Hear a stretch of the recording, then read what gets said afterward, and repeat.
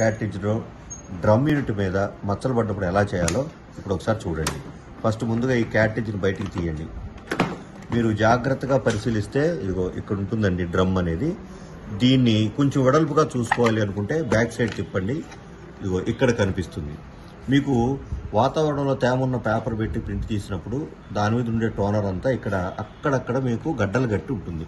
వాటిని జాగ్రత్తగా చూసుకొని ఐసో ప్రొఫైల్ ఆల్కహాల్ అని మెడికల్ షాప్లో దొరుకుతుందండి, డైల్యూటెడ్.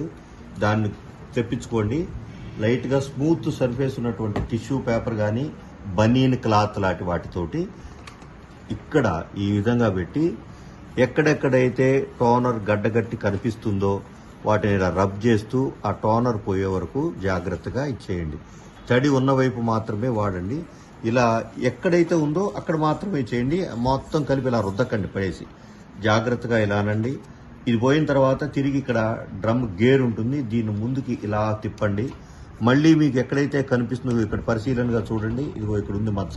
దీన్ని క్లీన్ చేయాలంటే మళ్ళీ ఇలా పెట్టి ఆ మచ్చ ఉన్న ఏరియాని రుద్ది ఆ మచ్చ పోయేంత వరకు జాగ్రత్తగా రుద్దండి. ఇదంతా ఎవాపరేట్ అయిపోయిన తర్వాత తిరిగి మళ్ళీ తిప్పండి. ఇలా ఇగో ఇప్పుడు ఇక్కడ కనిపిస్తోంది క్లియర్గా. దీన్ని కూడా ఇదే విధంగా ఇలా రుద్ది ఆ భాగంలో అది పోయేంత వరకు క్లీన్ చేయండి. కావాలంటే కొంచెం పైకి కిందకి అడ్జస్ట్ చేసుకోండి. జాగ్రత్తగా రుద్దేసేయండి. మళ్ళీ ఇలా రొటేట్ చేస్తూ ఇక్కడ ఎక్కడెక్కడైతే మచ్చలు కనపడే అవన్నీ నీట్గా క్లీన్ అయ్యేంత వరకు ఇలా రొటేట్ చేస్తూ రబ్ చేయండి. అంతే, సింపుల్ అయిపోతుంది. తిరిగి మళ్ళీ యథావిధిగా మీ క్యాట్రిడ్జ్ పెట్టేసుకొని ఇప్పుడు ప్రింట్ తీసి చూసుకోండి. డ్రమ్ము మీద ఎక్కడైనా స్క్రాచెస్ పడి కోటింగ్ కనుక పోయి ఉంటే అవి క్లీన్ చేయడం కుదరదు. ఇది ఓన్లీ జనరల్గా మీకు టోనర్ పడ్డప్పుడు అలా క్లీన్ చేసుకోవడానికి మాత్రమే, టెంపరీగా. ఫైనల్గా మీకు కనుక ఎక్కడైనా రబ్ అయిపోతే మాత్రం డ్రమ్ యూనిట్ మార్చుకోవడానికి పరిశీలించండి.